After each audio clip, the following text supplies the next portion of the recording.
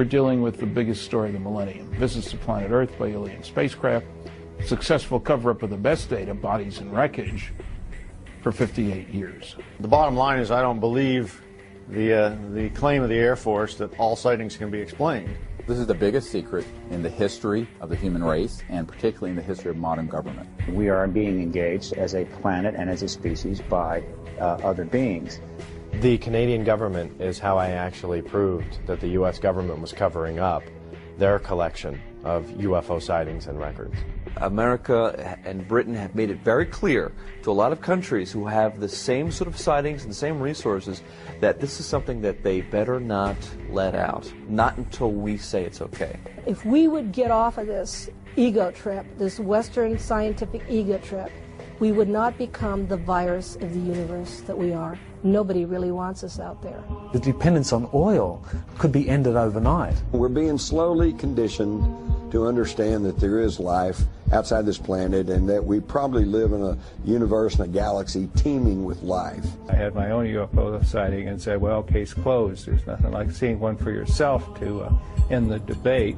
I'm absolutely sure that we are not alone in this universe. We invite you now to come with us upon a great and wondrous journey, an adventure perhaps into your very own past, present and future. See and hear the real stories, and most importantly, be introduced to the actual individuals who have volunteered to come forward to speak the truth.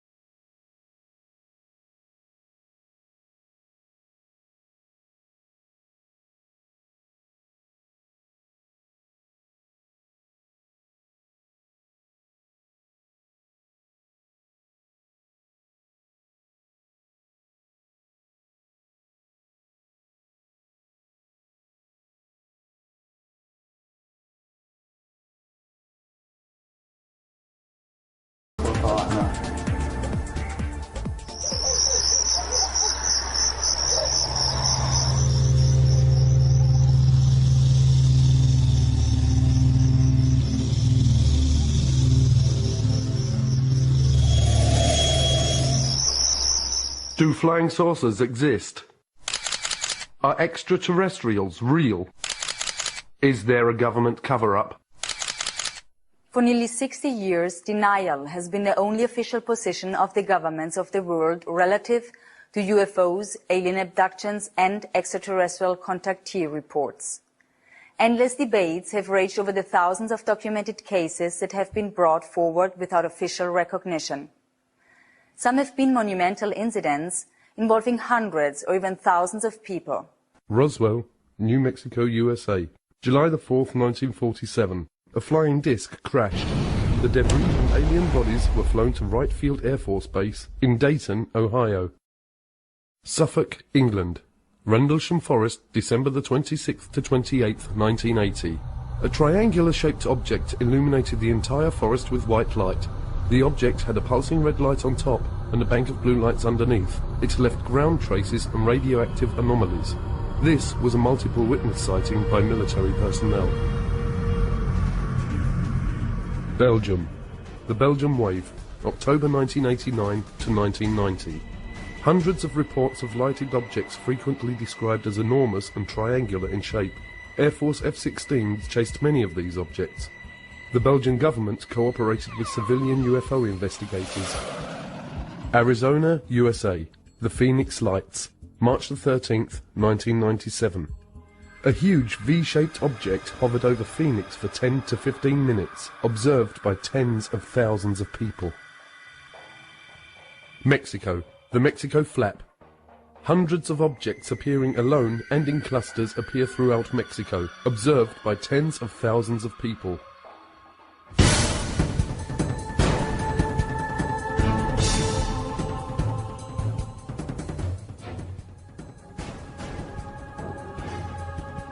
Flying saucers are real. On the Black Vault, you can download documents that prove that the United States Air Force bases have been breached by UFOs, their restricted airspace. that missile silos have mysteriously been shut down due to UFOs hovering over the base. I think you download that and you read it, you conclude, yeah, okay, UFOs pose a national security threat to the U.S. government. And in '52, I was an 8th grader and old enough to read for myself the big scream headlines that July about UFOs flying over the nation's capital and the Air Force planes not being able to catch them. They're there and they're paying attention. Incidents happened in the Soviet Union before it collapsed. Incidents happened all over the northern U.S. at ICBM bases, where they came down, hovered over the silos, played hell with the electronics. Pictures were taken. Hundreds of witnesses watched them. It's highly classified. You'll never hear that, except from whistleblowers and big mouths like me. Well, while I was attending Northrop Aeronautical Institute and working for Douglas Aircraft in El Segundo, California, I had heard about George Adamski, and one of the Sunday newspapers, he had his story and his pictures of contacts, plus pictures of his ships. Well, I had, by that time, seen so many during the day and the night that I felt I would like to go up and meet this gentleman. On the weekend, he would entertain people who would come to see him, military people, engineers, scientists, people from all walks of life. He had taken some beautiful pictures of the scout craft as well as the carrier ships. I went up to see him. He had a 6-inch telescope that he used to take the pictures of the flying saucers. And in using that scope, when I finished, I was just about to take my eye off the eyepiece when there was a blue-white streak that went by, and I jerked my head up to see if I could see it, and I didn't. And I looked at his 15-inch telescope dome, which was a couple of 100 yards from his house. And there was a big flare-up blue-white light, and then it kind of closed back down. No noise. First I thought it was an explosion, but it was a little slower than that. And there was an elliptical flying saucer. It looked to me like it was hovering above the ground. So I heard it increase its frequency, and it got brighter and brighter, and it was really pretty hard to look at. And it shot straight up until it looked like one of the stars. If you've ever been to Mount Palomar at night on a dark night, boy, they're big and bright. And it stopped for an instant, and then it shot over the horizon over San Diego. We have more than one witness who have been involved in the tracking of these objects on radar. You know, many people say, well, look, if this stuff was real, why are there no radar reports? I said, we have them. We actually have the radar tapes from the FAA. This is not just UFOs, and this is not being visited by guys from other planets. I was to learn later that our security, our intelligence people, our military people concluded and learned we were not merely dealing with interplanetary visitation.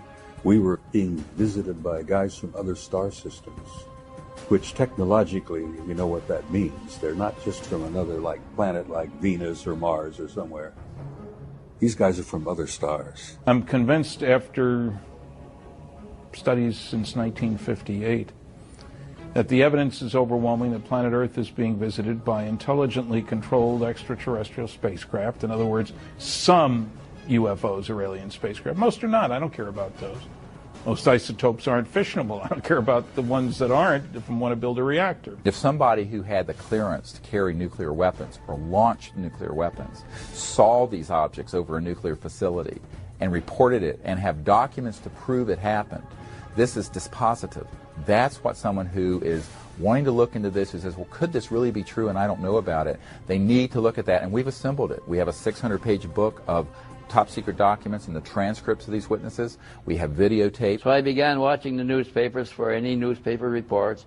I started buying magazines that had a UFO article in the magazine and collecting these, and from those I would get names and addresses. And I often called the people who wrote the articles to get them.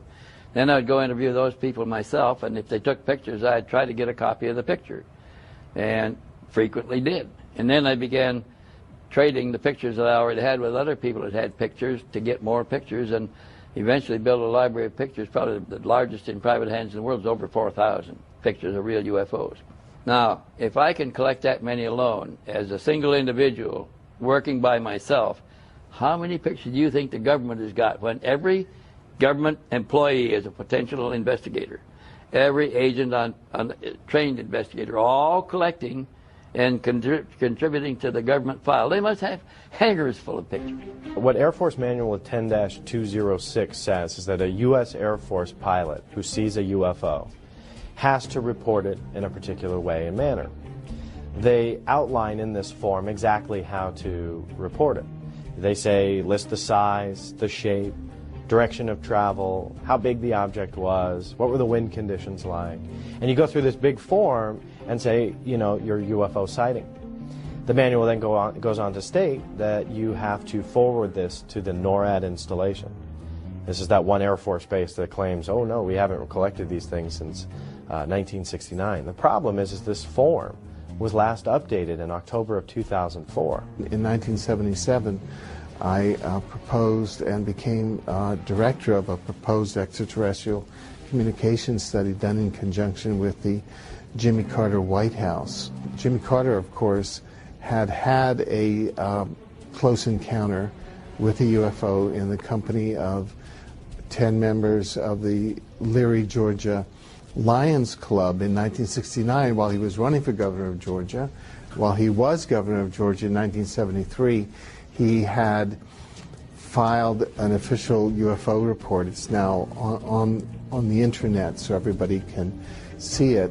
The 1976 U.S. presidential campaign was extraordinary because it was waged between Jimmy Carter, on the one hand, he's had a close encounter, and the first campaign waged on a platform which included a disclosure plank of sorts.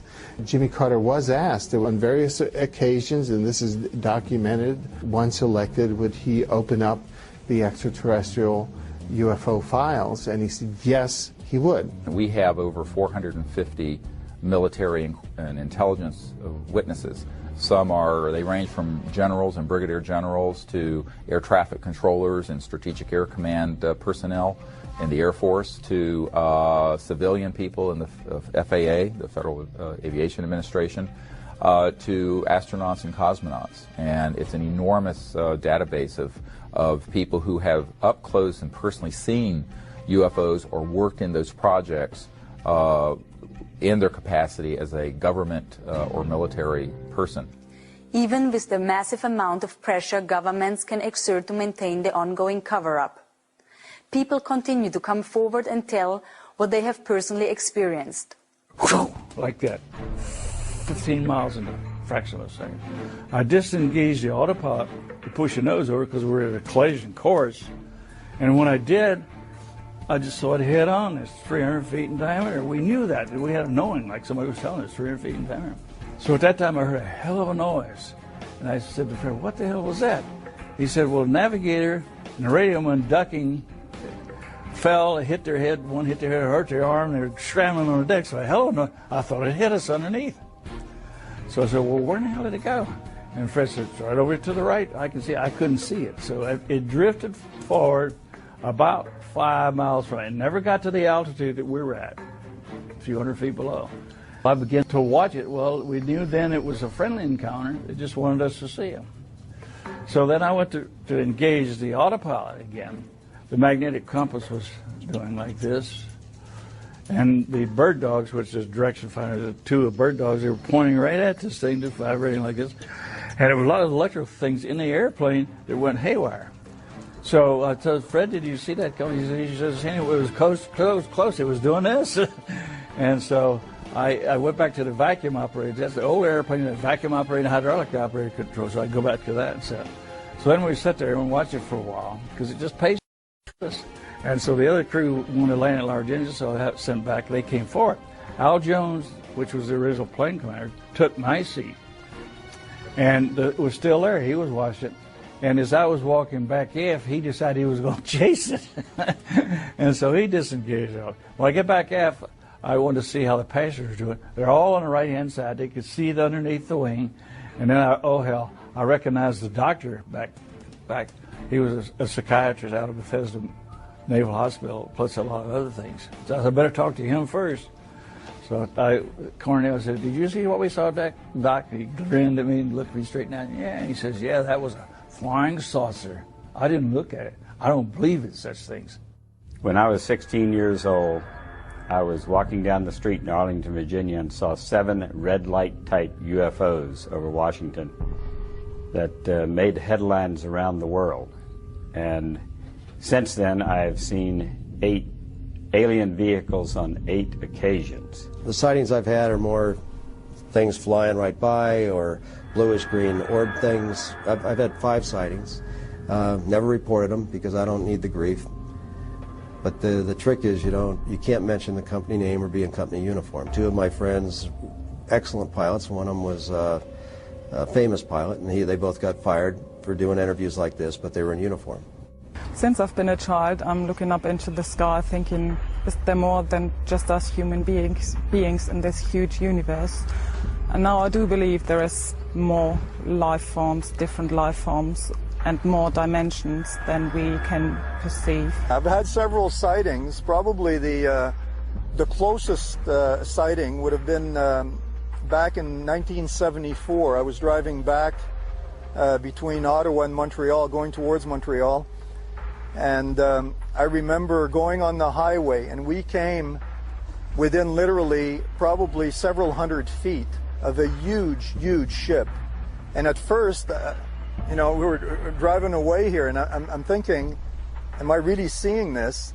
And we slowed down and sort of peeked out, and an enormous, enormous ship. I would have to say that it was two, three times the size of a 747. And it completely silently glided over across the highway, and we saw it go off into the distance. So there was no mistaking that was not anything at that time that would have existed conventionally or militarily. I was a lieutenant from the Bulgarian Air Force. My plane was MiG-21. What I believe there is much more going on than we can see with our naked eye. Being in the 3rd Battalion, 7th Marine Regiment, we were pretty active. We were on the East Coast in an area called the Punch Bowl, which is just down the road from Heartbreak Ridge. We had a lull in the fighting, so we just sat around and played poker. And somebody looked up and said, "What the heck is that?" We all looked up, and there was, it looked for all the world like a chrome hubcap setting up above us. And if you looked at it, it kind of had a watery, shimmery look and a little bit bluish white periphery. And from time to time, it would appear to be elliptical and sometimes circular. So imagine it was rocking a little bit. And it's just a hint of a dome sometimes on it. But we watched it, and our colonel came out and took a look at it. He made a phone call. Pretty soon, 4 F-86D model Sabre jets came out, and they tried to get to the object. And it appeared that they hit some barrier that you couldn't see, because they would stall out and do a 1.5 turn spin and then pull out at the bottom. Flying saucer finally decided to leave and got very, very bright. And it was pretty difficult to look directly at it. But it rose straight up and it went through the overcast. Now, when it went through the overcast, there were 3 black rings that radiated from the flange of the craft and went from the flange of the craft all the way over the horizon with no sound at all. And what it looked like was somebody dropping a pebble in a glassy pool of water, and the rings were spreading out. In January of 05, 5:24 in the evening, I was driving south on Interstate 25, south of Denver, and I see this black object coming up the road, above the road, in the sky. And I thought, that's curious, what is that? As I get close, as we close, I see that it is a solid object. I thought it might have been Canadian geese for a start. I thought it might have been a piece of plastic blown up in the breeze like a kite. But I could see it was a solid object It was not affected by a breeze in any way. It was flying on a straight course. It looked black. It may have been some color, but because it was silhouetted against the sky, it looked very dark. It looked like a plank. It looked like a board, an oblong shape. It was bizarre. It had a couple of little bumps on the leading edge on one end. I thought, well, if it's just junk, that would be random, perhaps. It certainly wouldn't be symmetrical. And I looked at the other side, and sure enough, it had the identical bumps on the other side of the leading edge. So it was an anomalous object. Could I identify it? Heck no. I couldn't relate to it. It had no sweep back, no anhedral, no dihedral, didn't have any external power plants, no wings or no tail empennage, flight control surfaces or probes. A search of the term Fastwalkers on the internet immediately reveals references that Fastwalker is a code name used by various government agencies to refer to UFOs, or, as they are sometimes called, non-referenced targets. Okay, that's holding pretty well. Craft that I recorded that did the 180-degree turn down on this portion of the screen, they're called Fastwalkers because of their speed. The whole episode took about a half a second to perform or less. You're talking milliseconds. And that kind of lets you know that it's not an Earth satellite that we're looking at because it's moving so fast. Plus the fact our satellites don't change direction 180 degrees without changing speed or 90 degrees. And I have seen many of the shadows go up and do a 90 degree right across the screen. And sometimes you'll see 3 or 4 objects in formation. It looks like formation flying, and one will branch off to the left and one will go to the right. Somebody coined the phrase fast walker, and it's appropriate. The fast walkers are these very rapid-moving electrogravitic and anti-gravity disks and craft of various shapes. The National Security Agency actually for a long time had called these ETVs, extraterrestrial vehicles.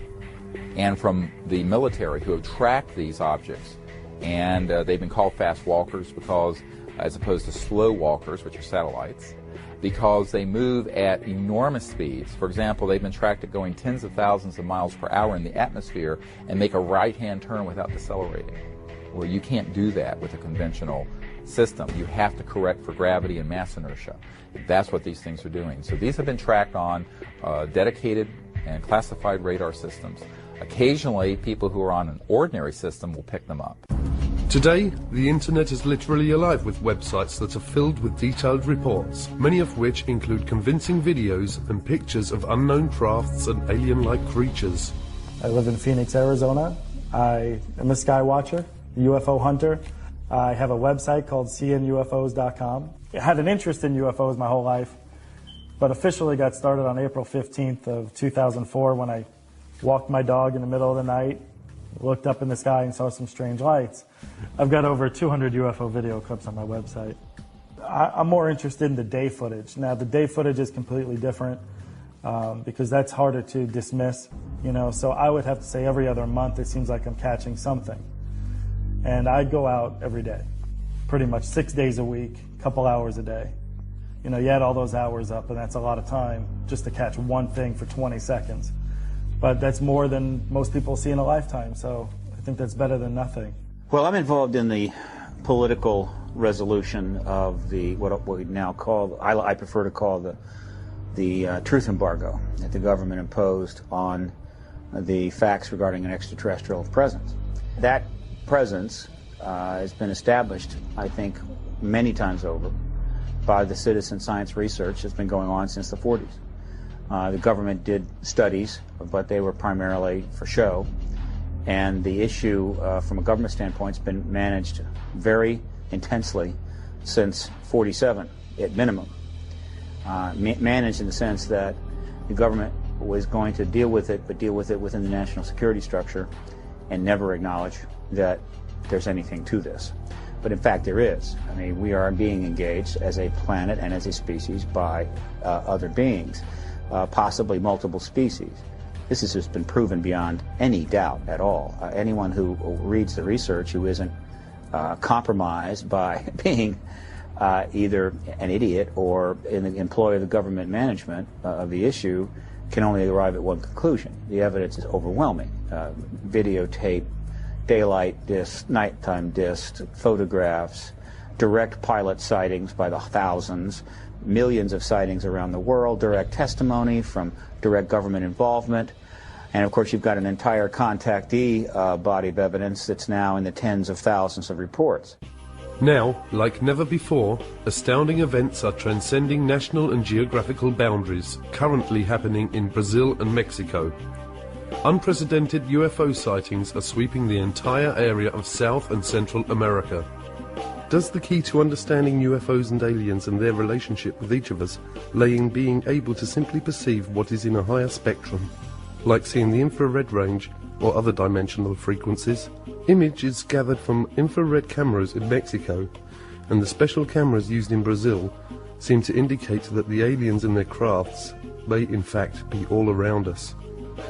Jaime Maussan is one of Mexico's foremost journalists. Internationally known and respected for more than 3 decades of journalistic work, his investigations and reporting in the UFO field have made him an icon to UFO researchers worldwide. Jaime's weekly network television show, 60 Minutes, in Mexico reaches millions of people each week and regularly carries segments on the subject of UFOs. This flap has been recorded in video. It means that we have evidence to prove that something is really happening in the Mexican Republic. The video camera had become the most important instrument to really capture this new reality. Even the Mexican Army, the Air Force in Mexico, recorded UFOs. That the video was given to me, and I released that to the world. In that case, that happened on March the 5th, 2004. The soldiers were able to record something that they couldn't see with their own eyes. And that's amazing. That was the first time someone recorded something that they weren't able to see.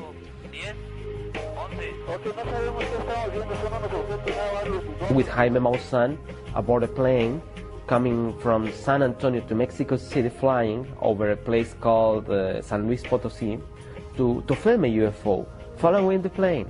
It was detected by the radars, and I have everything on film. So for us it's normal. Maybe because we're searching for it, maybe because we are trying to look for this reality, maybe they are following us.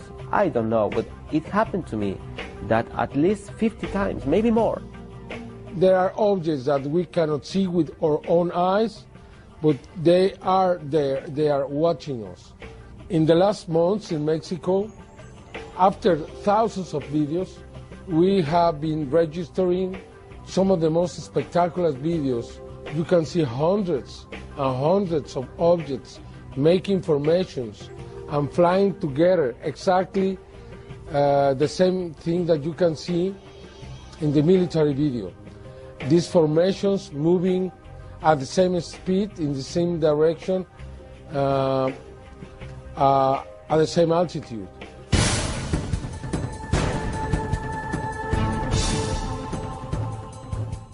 As the more one researches, the more one discovers that literally tens of thousands of very credible people of every age, occupation and nationality are claiming that they have had personal contact with either aliens or interdimensional beings. Credible researchers now say that as many as 60 different species of intelligent, superconscious beings have been interacting with humanity for millions of years. Physically, they're humanoid. Their skin is as white as a piece of paper. Throughout much of their adult life, they're the same height that I am, 5'11", 6 feet tall. Their eyes are perhaps twice as large as ours. They're typically blue eyes with white pupils, although when they get older, especially the men, their eyes take on a pink shade. Their eyes stretch further around the sides of their head than human eyes do, and their ears and their nose are only about half the size of human ears and noses, and their ears lay back along the side of their head more than a human does. Their lips are not as prominent as humans, and they don't have teeth. They just have ridges because they're plant eaters. They don't eat meat. How can we know for sure exactly how many extraterrestrial races are visiting us or interacting with humanity? I mean, there are different sources disclosing some of that information. I found none the most credible to be whistleblowers, people who have worked in these various secret projects, who in some way have kind of been given information that gives them an idea of exactly how many races are here. One of those sources is a sergeant who worked for 22 years in the Air Force, Clifford Stone, and he was involved in these top secret projects that involved the retrieval of crashed discs. And in that process, he was able to get quite a bit of information on how many extraterrestrial races are visiting us. And he came up with the figure of 57. Others have come up with slightly more. Another prominent whistleblower or a former employee of the CIA is John Lear, and he talks about over 60 races that are visiting the Earth. On one night, I saw between 200 and 300 different tall white individuals. There were so many I couldn't count them, lined up along the mountains to the east of, up along where the ammunition bunker was. On the night that the tall white lady known as Pamela was supposed to finish her final exam to be head of the technology transfer team to go into Livermore. In amongst those 200 or 300 tall whites, and that's just an estimate because I couldn't, it was a crowd of people and I couldn't count them all. There were also American Air Force personnel, nobody below the rank of colonel. There was like a 4-star general, a 3-star general. There were several of them. There were also several American government people in civilian clothing over there. Could it be possible that our universe is not only immense, but that it is full of life, and that there is a great diversity of this life spread throughout our own local galaxy and even our solar system? Equally outstanding is the recent revelation by the government of Brazil of their intent to turn over the official UFO files dating back to as early as 1954 to the people of Brazil. Well, the Virginia case is probably the best well-documented case that we have in Brazil and probably in the world. Yeah, you know that over 80 witnesses came forward, first-hand witnesses came forward during the first weeks, and they are still coming after it happened. During all these years, we still keep getting witnesses that come forward and tell us pieces of the big story that we know that comprises the capture of at least 2 alien creatures in the city of Virginia.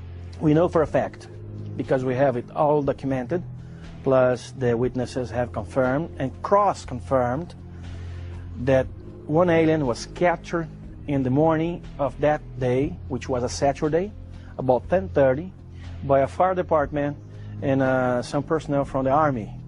Another creature was seen at the same day by middle afternoon by 3 girls. It was them who called attention of all the city to the fact that strange creatures have been seen, because when the first one was seen and captured in the morning, it didn't draw too much attention. But at the afternoon, when the girls saw another creature and then spread the word to everybody, we saw the devil, that's what they thought they saw. That night of the Saturday, January 20, 1996, that second creature, probably the same one saw by the girls, was also captured by a police troop, a police car, actually a military police car with 2 policemen inside. The one who was sitting in the passenger seat was Marco Elixerezi, and he was lucky enough to be the one who spotted the creature and grabbed it with his own bare arms, bare hands, got back to the car, put the creature in his lap, and took it to the hospital. 25 days after that, he died on February 15 of some bacteria attacks, proving that his immune deficiency system was absolutely destroyed. And Army personnel and authorities kept it all secret for lots of time until the UFO researchers started protesting along with the press, and we did so much pressure that eventually information was released about it. The exobiological aspect, that the probability of life out there has actually increased over what it was in 1950. And the indication that there may be ways of traveling faster than the speed of light so that, hey, they can get here from there. Doesn't mean that they're coming in 5 minutes or they're coming every hour or every day, but you know, they might be able to traverse just huge distances in a period of weeks or months or something instead of spending hundreds or thousands of years. Well, look at the UFO sightings. Maybe they provide the answer that they are here. There was talk in the war room about a study that was underway. And this study became initiated in 1961 as a result of an event that occurred early February in 1961, where a flight of unidentified objects were flying from the Soviet sector to the east over the Warsaw Pact, toward the west over the NATO lines. These objects were very high, they were very fast, they were in formation, they appeared to be circular in shape, and they were obviously under intelligent control. They came in a formation of what appeared to be almost 100 of them. And they flew in formation at a high rate of speed from the east over NATO, over the Channel, southern coast of England, where they turned, flew north, and disappeared from NATO radar over the Norwegian Sea. We found out that the Soviets had gone on alert, the Warsaw Pact had gone on alert because they picked them up. All of our Air Force and radar sensory devices picked them up. NATO thought those objects belonged to the Russians. We found later that the Russians thought they belonged to us. Both forces were to find out later that they didn't belong to any of us, that they belonged to somebody else. And of course the big question is, who the hell do they belong to? Who are they? What are they? Where are they from? They demonstrated incredibly high technology. There were not jets. There were no contrails. They were circular. They were metallic. They were in formation. They moved, obviously, under intelligent control. NATO SHAPE, Supreme Headquarters Allied Powers, initiated a study in 1961, which was underway when I arrived in '63, to determine what the hell these things were. Some experts now claim that societies exist in our universe at every conceivable level of social and spiritual development. Societies and civilizations that express themselves in countless manners of physical forms and spiritual ways. Have great wars and conflicts occurred within our own solar system? Does our true planetary past include rebellions and disputes that have raged throughout our heavens? In our distant past, have massive spacecrafts rained destruction down from the heavens, ravishing continents and destroying advanced civilizations? Genesis 6:1. When men began to increase in number on the earth, and daughters were born to them, the sons of God saw that the daughters of men were beautiful, and they married any of them they chose. The historical record is plain. This has been a phenomenon that's been around since our recorded history.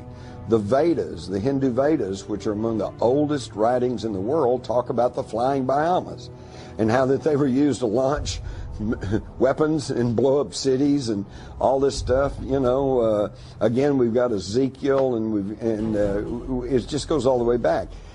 So they've been here all along. If their game plan was like an Independence Day type invasion where they're going to blow up everything and eat everybody or whatever, it would have happened long before now. My main question was, is God out there too? If God's on this planet, is he out there too? And those questions were answered by reading the Bible. And that really set me on this journey to understanding the abduction phenomenon. What is the reasoning for this? Who's doing this? And all of those questions that we all ask. We think of aliens and we think of angels as divine beings that we have no idea of and we don't see, we don't communicate with on a daily basis. But it is not only the Bible and other holy works that are filled with references to UFOs and extraterrestrials.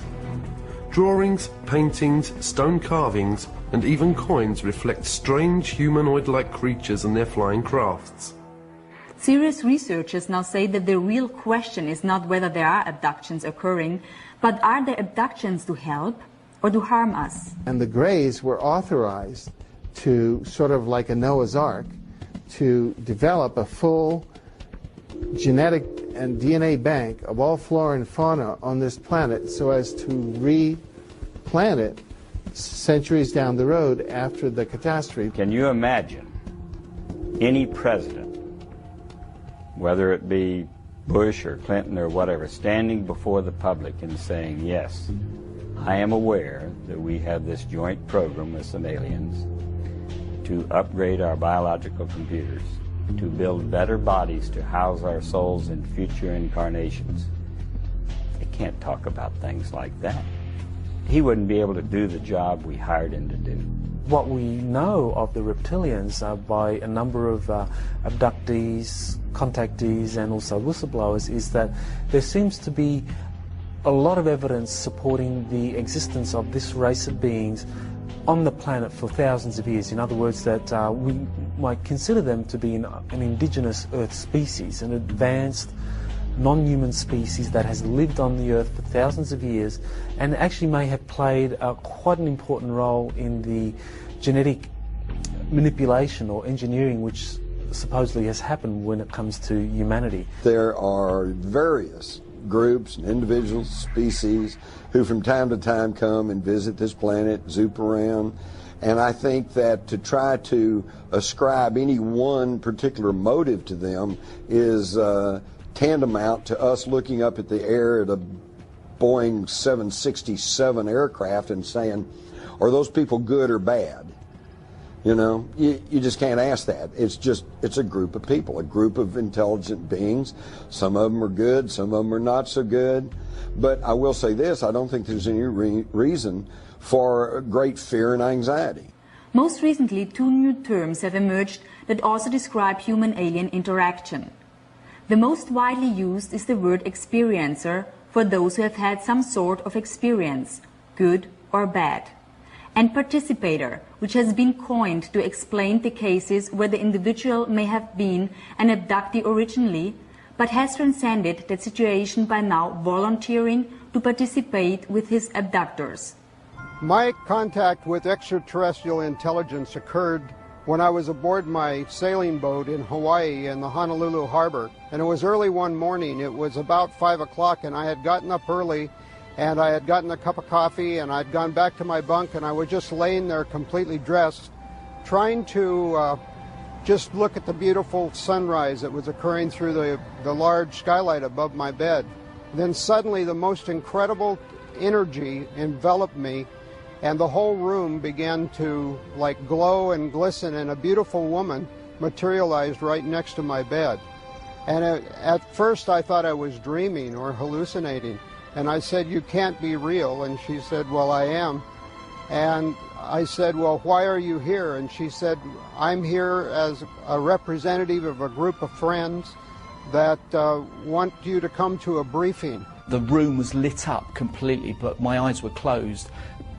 I knew somehow not to open my eyes. There was something telling me, don't open your eyes because you won't like what you're going to see. Eventually, I did open my eyes because I could hear noise in the room. There was like scuffling on the floor. I opened my eyes. There were 3 small grey beings with big black eyes and big heads and very skinny, spindly limbs. They pulled me up out of the bed,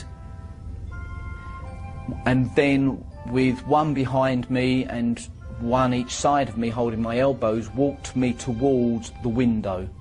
And I'm thinking, well, the windows are closed, guys, so you better open them before we go any further. So there was this rationality and irrationality going on at the same time. I boarded what could be called a saucer. It was some type of an interdimensional vehicle that took me to the briefing that was occurred on a planet, the local planet here in our system. It was Jupiter.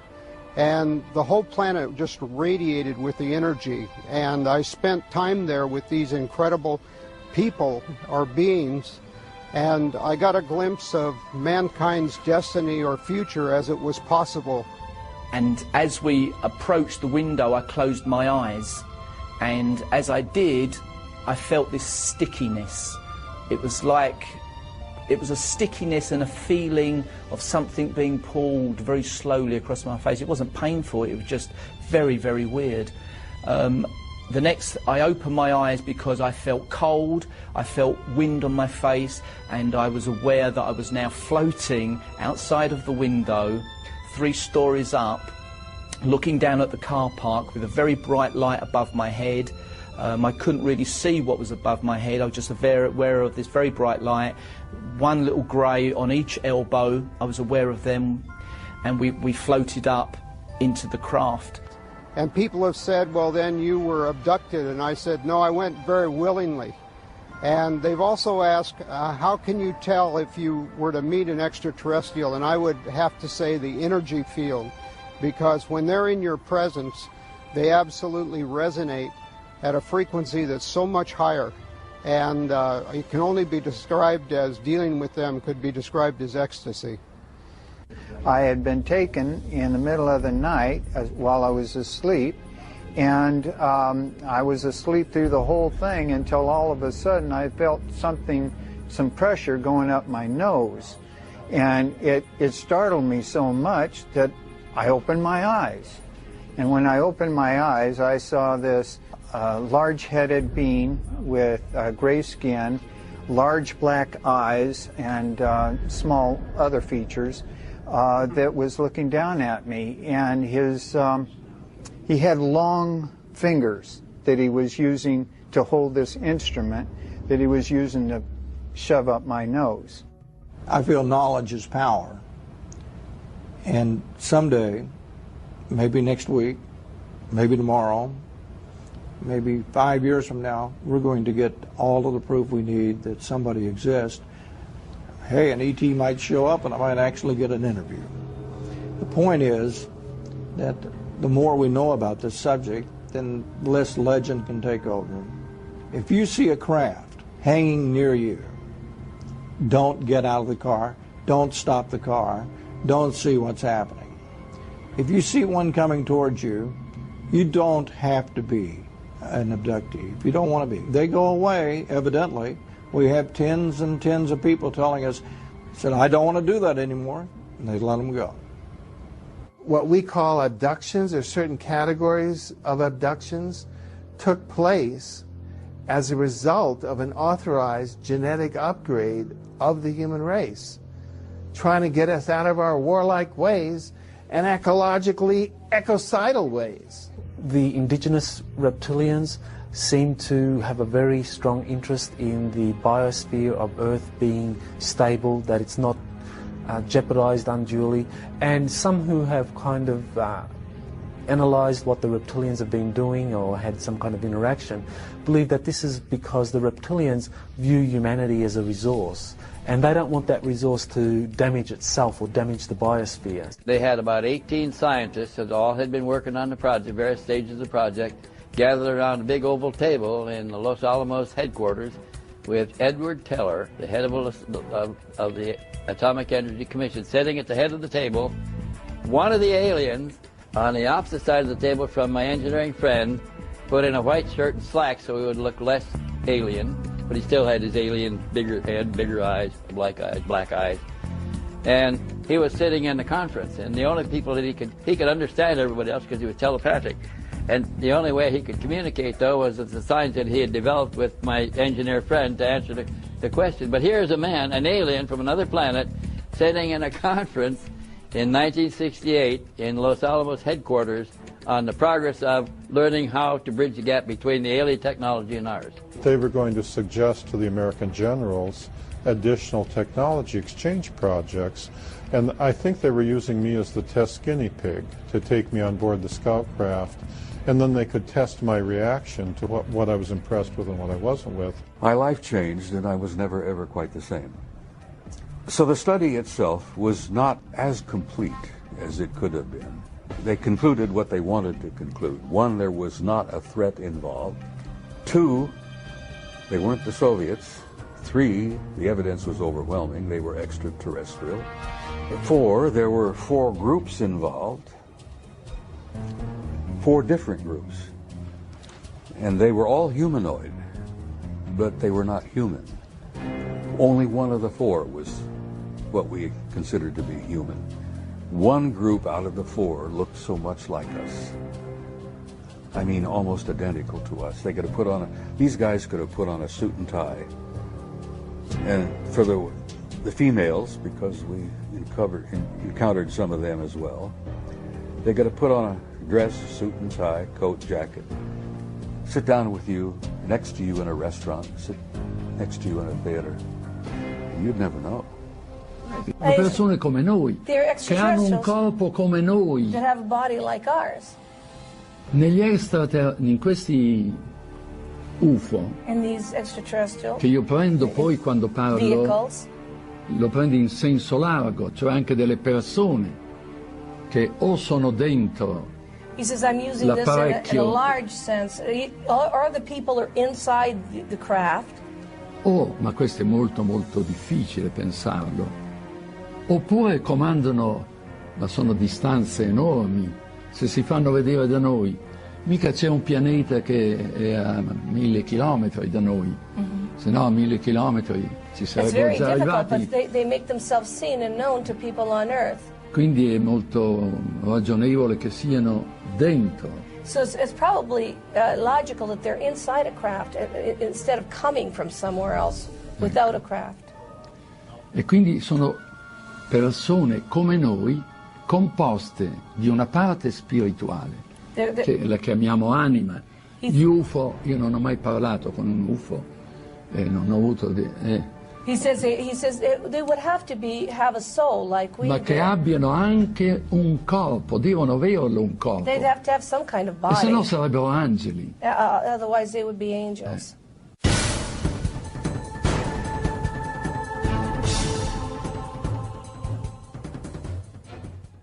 How can countries, one of which actually borders with the United States, be having UFO visitations by the hundreds when other major nations of our world insist that they are not? And even more importantly, how can these countries' governmental policies, both official and otherwise, be that they never have had UFO or alien contact? The only logical explanation is in fact that governments are willing to lie. For the past 9 years, I've been researching into the United States government files on what they have on the UFO phenomenon and all sorts of different conspiracies. And I've reached 183,000 pages of government documents on the internet. There is a political block, what I call a truth embargo, instituted by the government, that they are not ready to formally acknowledge this, quote, presence. Anything that involved absolute proof, like hardware and bodies, was siphoned off completely into another track. They just can't allow information to come out overnight so people would be perturbed and actually demand that something be done about it. They stonewall it, deny it, lie about it for, 30, 40 years, and then finally just announce it as if it's fact, and everybody goes, yeah, okay. It's clear we're dealing with a cosmic Watergate, meaning some few people within major governments have known since at least July 1947, when 2 crashed flying saucers and several alien bodies were recovered in New Mexico, that indeed some UFOs are alien spacecraft. The government set up Project Blue Book, the Air Force did, in order to investigate this subject on a, you might say, a low level. Researchers, mostly regular citizens, have proven without a doubt there's an extraterrestrial presence. We're being engaged. The evidence is overwhelming. And in some cases you can actually point to where the Air Force explanation completely contradicts what's inside the sighting report itself. The word UFO is actually a disinformation term that was invented after they knew that they weren't unidentified and they knew they didn't fly. So it's sort of a mind play. When the first evidence of ET visitation and hardware and so on came along, the U.S. government took the attitude that we couldn't release this to the general public because it had extreme implications for defense. We don't want our enemies to know that we've got one, because then they might try to get one. To the extent that we might be able to back engineer the technology, we don't want to tell somebody else that we're trying to do such a thing. Gus Grissom, who was probably the person I was closest to, felt that they were spam in a can, that the astronauts were just a public relations campaign for a secret military program that was spending much more. The military space program was getting, was a gleaming jewel compared to the junk that NASA was getting at the time. You can get a certain amount of information out through the large media, but it's very superficial, very brief. That's what we found. The in-depth sort of disclosure of what's really going on, who's behind it, what the agenda is, that is almost always stopped. Or if they try to do it, it gets turned into something ridiculous. I almost hate the term UFOs because they really aren't unidentified to the people that know what's going on, or the researchers too. But it's what a lot of people that have the answers felt it was safe to come out of the water, so they're putting out their information on the internet, disguised or whatever. But so these other agents, per se, they're scanning all the time to counteract what's being said by other people from Intel that think it was safe to, okay, we can put this out, or they feel like it's the right thing to do now. Enough is enough, mankind has a right to know type thing. When I worked for Douglas, I was assigned to the Douglas Skyrocket. They wanted me to wire up a camera out on the wingtip that looked through a quartz window back at the canopy so that they could monitor the pilot to see what he was doing. While I went through the hangar, which was secured, there were two gentlemen in there. They introduced themselves. One was Naval Intelligence, the other one was CIA. And I started working, doing my job, wiring up the camera, while they sat around and talked, and it became very apparent to me that they were there for that purpose, to talk. They knew about all my flying saucer experiences, all the way from Korea. They told me intelligence, CIA intelligence group, had 3 intelligence digests, flying saucer photographs, witness documentation from all over the world. And they said that I should probably try to get those 3 copies, and that's when I wrote Admiral Freeman. And wasn't able to get the documents, incidentally. But in addition to that, they told me that I should tell people what my experiences have been. And I said, tell everybody you can. Because they can't. They were not allowed to talk about it. There's this curtain of ridicule that's been drawn up around the UFO phenomenon.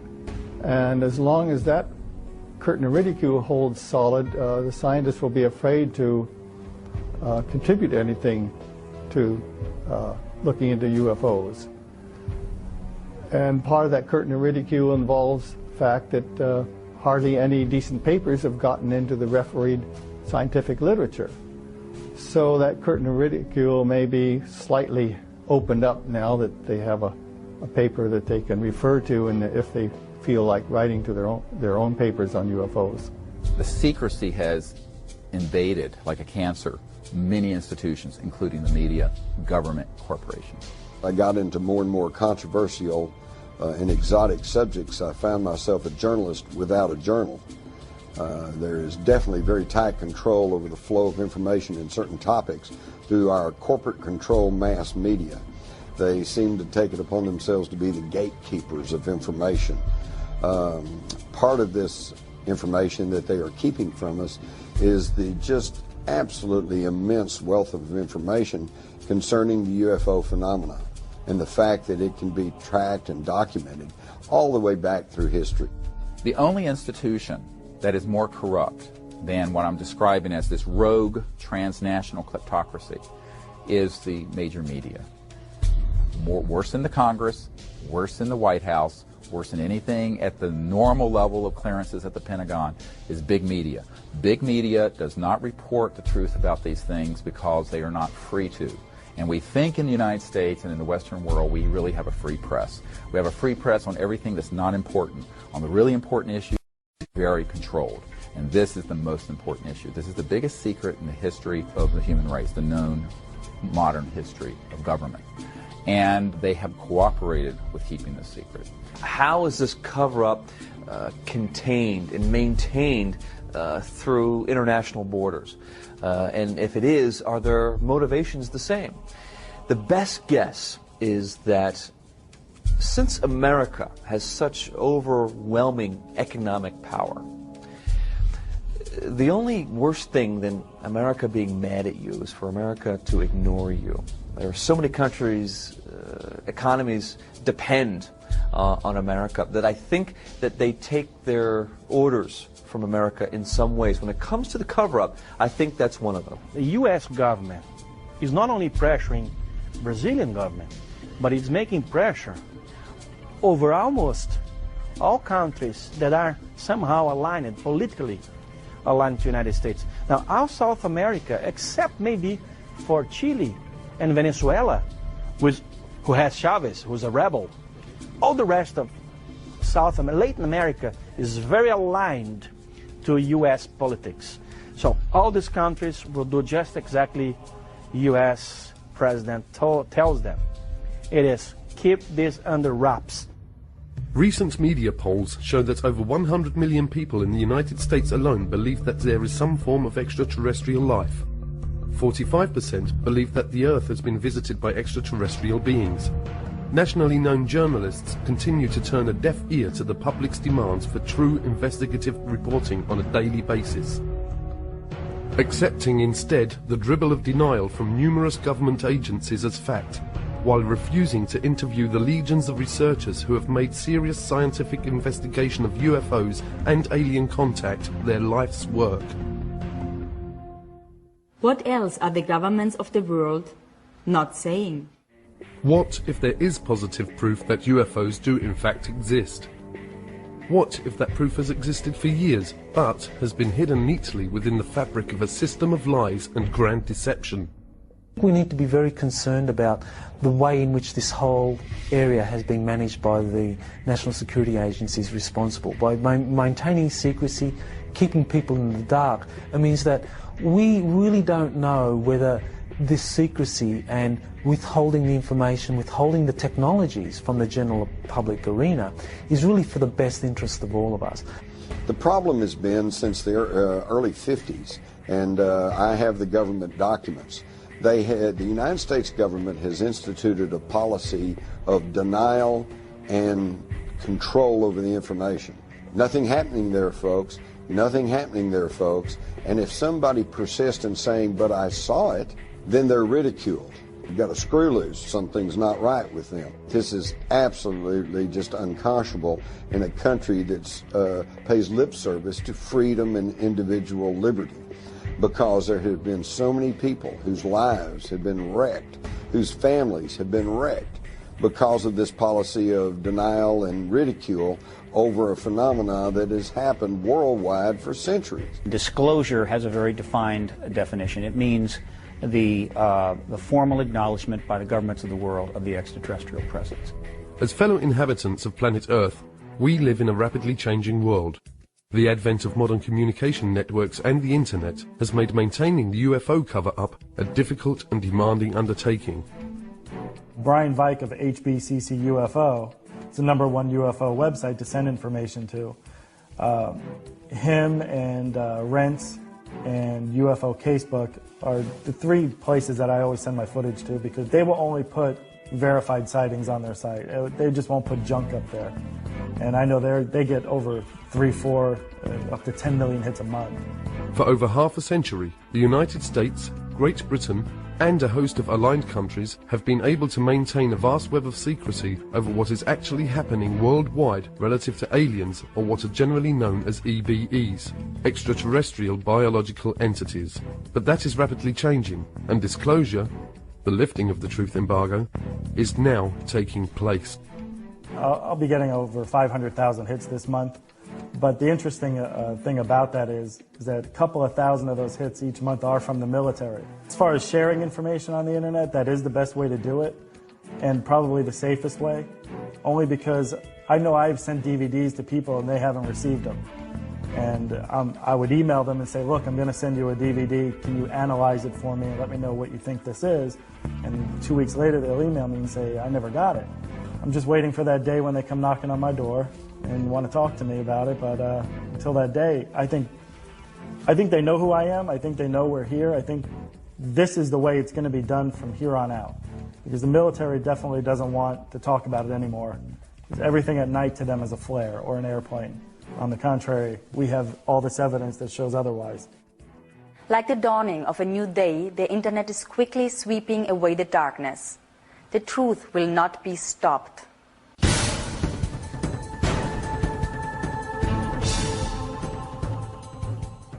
We're in this strange reality, which we're caught between two worlds, between two paradigms. And the bridge between, or the door between these two paradigms is what is now called the disclosure event. Recently in Washington, D.C., a press conference was held in conjunction with an international event, the X Conference, where a panel of eminent scientists and researchers broke the silence and spoke out and called for a full international disclosure and an end to the truth embargo relative to UFOs and extraterrestrials. If I was an in-the-know person, high up in government or finance, and I knew about the extraterrestrial issue and I knew about sequestered technology, and I knew what it could do when it was released, my position would be this: let's keep that technology under wraps as long as possible, while we sell as much of the rest of the oil as we can for as much as possible. And then we'll take that money and we'll use that to own the extraterrestrial technology, right? The point is, there's always people in the know and out of the know. Sometimes it's about stuff, and you're in or you're out. But there are some things you can't have the in the know and out of the know. Basically, what we're calling on today is for the government of the United States to take the issue of extraterrestrial life, where it has been stuck in conflict and for the last 60 years, and take it out of the military intelligence agencies and put it into the Department of Education and the scientific departments where it belongs. Take it out of the threat scenario agencies where it is funded as a potential threat, and put it into the opportunity agencies where it is funded as a matter of education and advancement of knowledge for mutual benefit. There is an overwhelming mass of proven, real government documents that have been released largely through the Freedom of Information Act that show decades of, for example, airspace violations, very sensitive places by objects doing what appear to be the impossible. We have these documents from the 1940s, we have them from the 1950s, we have them from the 1960s, 70s, 80s, and beyond. So these airspace violations continue. They are provocative, they are at times seemingly confrontational. You have pilots who have been charged with going up to get these things, and they have described them at times saying, yes, it appears to be a metallic disc-shaped, there it goes. I began on this topic by trying to do reverse engineering on gravity control devices in 1968, but now I'm officially looking at leaked question documents. And some of the documents tell an amazing story. One of the leaked documents started with FDR, and FDR had set up, through Vannevar Bush, a committee called the Non-Terrestrial Science and Engineering Committee. These were guys, after the recovery of a crashed flying saucer in 1942, who were given the parts and told to figure out how they work. They came back to FDR in 1944 and asked for money. And he said, no, we got to win the war first, beat the Nazis. And then in 1947, it was Vannevar Bush who went to President Truman, who didn't know about all this, and said, by the way, we have these craft, we could do some reverse engineering in order to improve our country, to improve our culture, to improve our standard of living. And that was when the money started to flow. July 2002, right here in the Washington, D.C. area, there was yet again a airspace jet chase by two F-16 jet interceptors, which were chasing a bluish object right outside D.C. My opinion right now is the person who's going to wait for hard evidence is going to be left behind when the deluge comes.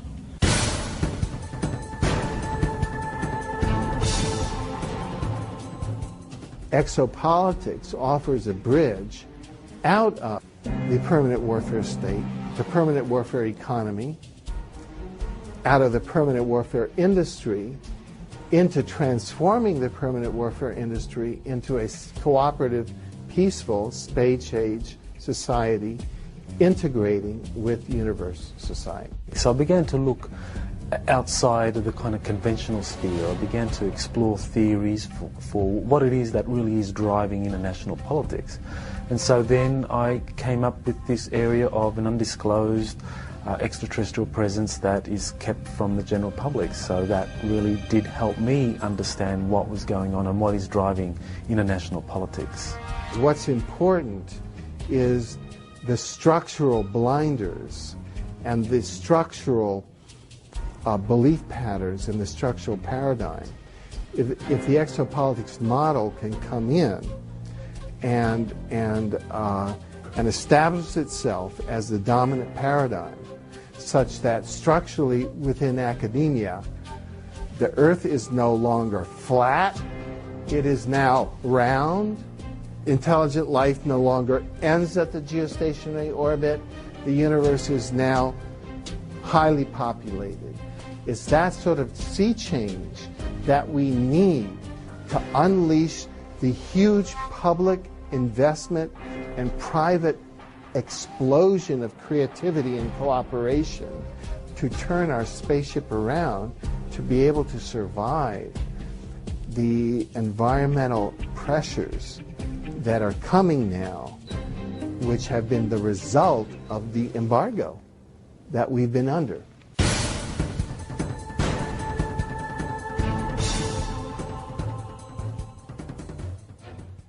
Are we, the people of Earth, on the verge of technological destruction? Has our use and testing of nuclear weapons already triggered an interdimensional countdown that is now moving us as a planet towards some kind of interstellar intervention? Even though there's clearly no evidence, and I want to emphasize this, that these extraterrestrial civilizations are hostile towards us, I think they're very worried about our hostility. I always turn this on its head, because most of these sort of documentaries are always like alien invasion and all this stuff. No. The issue is that, if they were hostile, we would know it by now.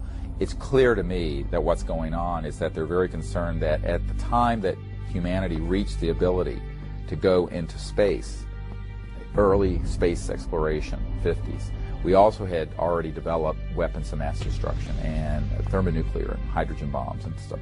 And that the coincidence of that, the coming together of those two things, put a big red flag over Earth. And so if you look at the databases from the 50s, 60s, 70s on forward, not only in the United States, but in Great Britain, in the Soviet Union, in China, that wherever we had space, aerospace, and nuclear facilities, there were a lot of these so-called UFOs being seen. These groups that are interested in us, at least seem to show some benevolence, I think would probably step in and keep us from blowing the hell out of ourselves if it push come to shove. The onset of the whole UFO phenomena beginning about 1946, 47, and that I don't think it's coincidence that coincided with our development of nuclear weapons. And I think that out in the universe, they were horrified.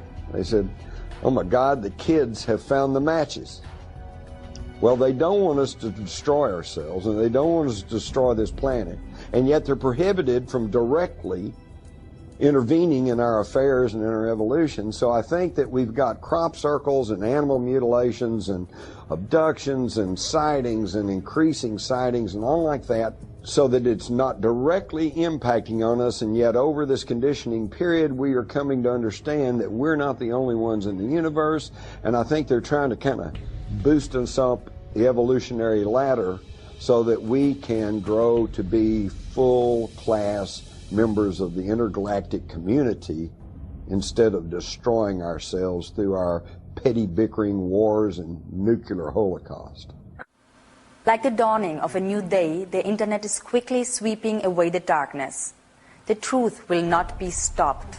We're now seeing this wall of censorship cracking apart in the United States. Just recently, a major TV network special, and I found it absolutely amazing because Peter Jennings of ABC just very matter-of-factly told a national audience that the Robinson panel of the 50s and the Operation Blue Book, Project Blue Book of the 60s were not really scientific-based investigations. They were just public relations efforts to try to get people not to be thinking about UFOs.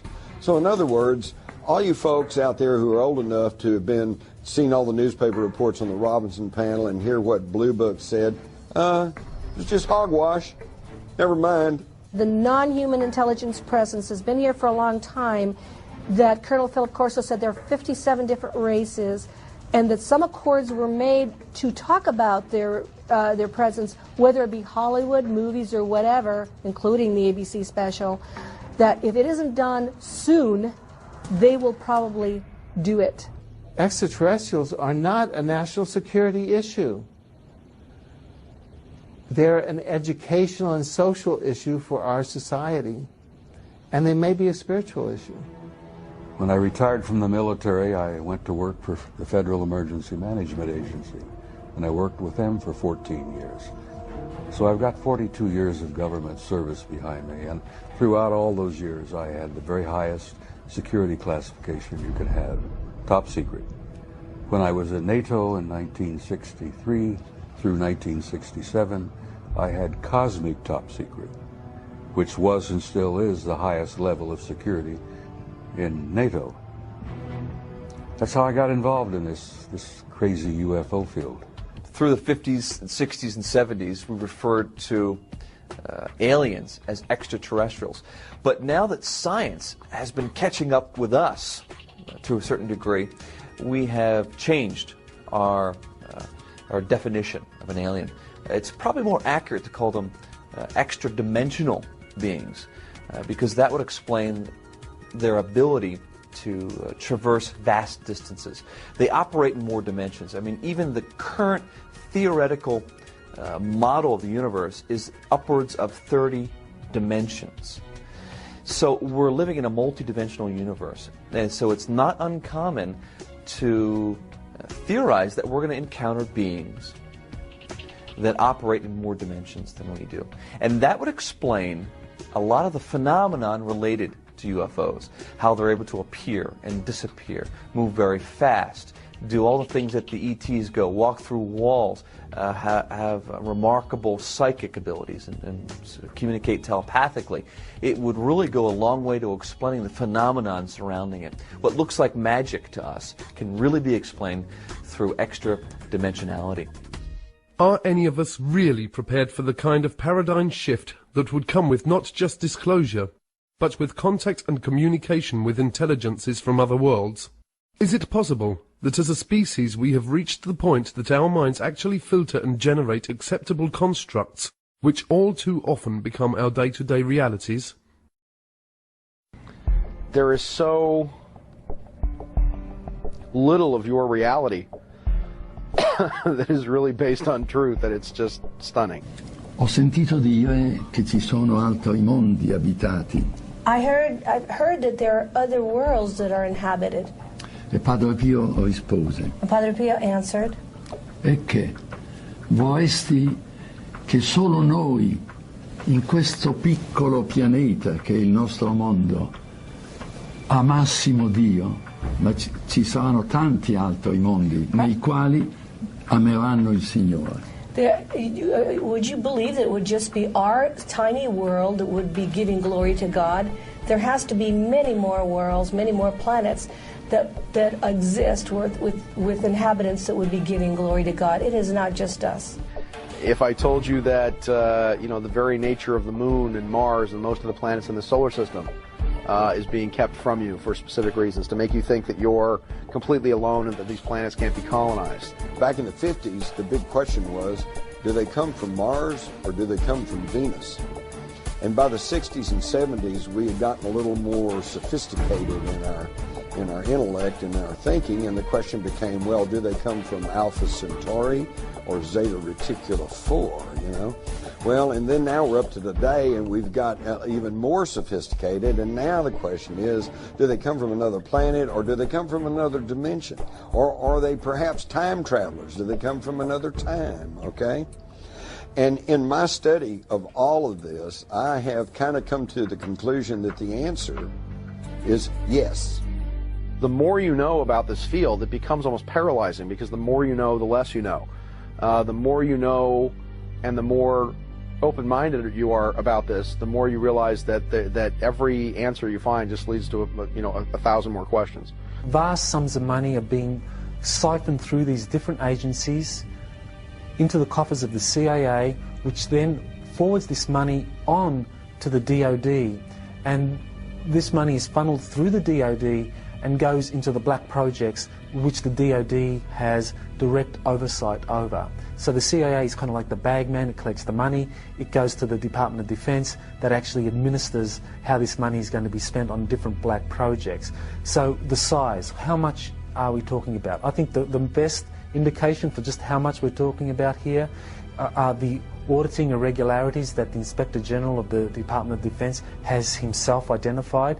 He identified in 3 years, it was 1998, 1999 and the year 2000. In those 3 years, he identified on average $1.7 trillion could not be accounted for in the Department of Defense budget. In other words, this was money that was being moved around in ways that could not be accounted for. And I think what that indicates is the true size of the black budget. We're looking at an infrastructure that is funded by as much as $1.7 trillion a year. Now, when you consider that the whole Department of Defense budget officially is just over $400 billion, we're talking about a vast infrastructure that is 4 times greater than the entire Department of Defense budget. As Jack Nicholson would say, you can't handle the truth. Is it possible that ancient and secret societies exist that have always had the real but hidden information? And have they, as a result of their ongoing familial knowledge, been manipulating and governing virtually all countries down through the centuries? Researchers point to the Illuminati and the power elite and their use of propaganda as carried by the mainstream media. Many believe that these powerful few actually control almost all information by implanting false knowledge and beliefs into our human collective reality. Essentially everything that you would want to know has been covered up. From the electrogenetic magnificence of your DNA being a spiritual antenna to the Creator, to the most amazing Pythagorean mystery school mathematics that is essentially freeing to humanity, in essence also very, very clear that everything in our world is a divine creation, and as the math is the expressive tool of the Creator for creationism. The United States government, the leader of the free world, is totally controlled by a wealthy oligarchy, a small handful of people that are just super rich. Most of them are not even in government, but they tell the government what to do. These are the people who are behind the UFO secrecy. They don't care if you know there's ETs out there. But if you know there's ETs out there, then you will know that there is alternative technology. And this could upset their monopolies over energy, fuel, transportation, communications, pharmaceuticals. And that's what they don't want. After all, who would continue to pay all these ever-increasing prices for gasoline that's polluting the air, choking us all, killing our kids? Why would we do that if we knew beyond any shadow of a doubt that there was non-polluting energy sources out there? This is what it's all about. Comes back to the old journalistic adage, follow the money. Everything has been covered up. The toxicities of the pharmaceuticals. You're not learning the truth about vaccinations. You're not learning the truth about various medications. The pharmaceutical industrialists, which I prefer to call the military, medical, petrochemical, pharmaceutical cartel, essentially has control of the media, the mainstream media, and so it has control over the mass mind. And as a result of those powers that they assert, people are not given factual information upon which to make informed decisions. They're given propaganda, and as a result, the choices that people are making are genocidal. And I say genocidal with a strict definition, meaning the mass killing of people for economic, political, and or ideological reasons. And those pharmaceutical industrialists are intimately connected to those people who wish to control populations. They've published the literature, what their intent is, not only how best to control populations, why populations need to be controlled, but ultimately affecting the technologies that are in place to do just that. Currently, 50% reduction in general of the planet's population that has been targeted for elimination. The disclosure project's oriented towards putting together credible government documents and these witnesses so that there is an undeniable case made that this is real and not fictitious. It started really in early 1990s, and after I had briefed the President Clinton's first CIA director on this problem, it was made very clear to me that the executive branch of the U.S. government did not want to do this because, I'm quoting, the President was concerned he would end up like Jack Kennedy. I'm not kidding. That was said to me by President Clinton's closest friend. Could it be that much of what we believe is illusion? Is it possible that the history of human civilization is not as we have been told? Have we as people been purposefully dumbed down? And have our governments only served to strengthen the bonds that bind us to our ignorance, not only of our past, but of our present and potential future? Officials in these agencies no longer represent the best interests of humanity, but are now representing the interests of a particular extraterrestrial race that they have been compromised by. So we pay a heavy price if we don't make this open, if we don't bring in transparency and accountability into this whole process. It means that we don't know whether or not those that are behind the policies are actually implementing these policies for the best interest of humanity, which is what they claim, or for the best interest of a particular extraterrestrial race. Some of the questions that we must ask include, are there bases on our moon? Are there structures and life forms on Mars and many of the other local planets? Have our governments made deals and treaties with other life forms that affect the future of all of us on planet Earth?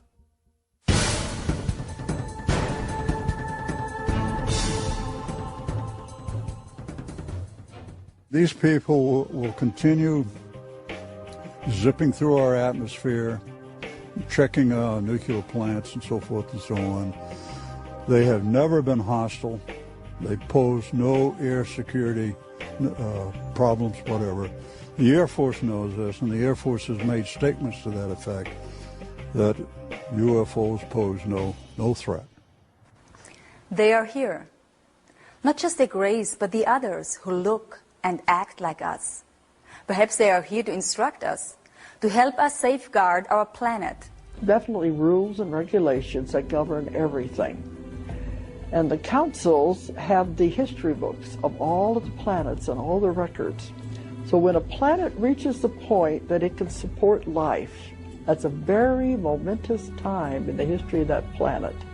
At that time, the planet is given its life charter. We're dealing with a big, big story.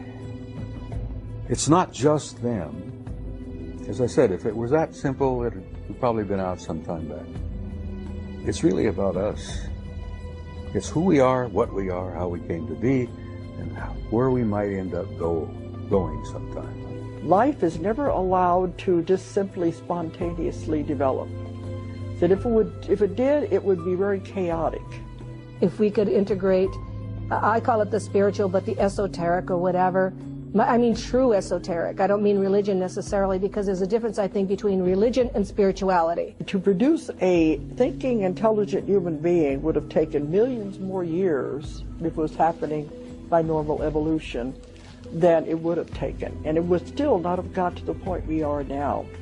They create life on other planets because this is the way they were created, by what they call the archaic ones, the ones from the very beginning. Have been doing this forever. Mankind was developed as a species, as a spiritual being, and I think we've gotten so far away from who we really are. that it's very hard for us to go back there and digest that maybe we have cosmic brothers and sisters. We fight among ourselves for diversity. I mean, if anybody walks in here and it looks totally different, we fight among ourselves. Now I'm thinking, oh my God, what are the ETs that are involved thinking about the way we handle ourselves with people that are so different from us? They're probably scared to death to appear because of what we might do to them. We have not handled diversity very well. Yeah, one day, I would hope that the people of Earth would stand up and extend their hand in friendship to these people. We have never done that here on this planet. You know, we've shot at them. We've done everything. We fire radar, we fire lasers, everything. We need to say hi. There are other extraterrestrial groups who are human-looking, such as the Pleiadians, the famous Pleiadians of Billy Meyer and others, and they are much more intent on trying to assist humanity to become free of this kind of manipulation from other races that really try to use humanity as a resource. Let's think about it. You can't say, whoopee star kids, these wonderful advanced children have been transformed by contact from people from the stars, when in the same breath you say there's no such things as UFOs. The question of UFOs and extraterrestrials, most people just think is something entertaining.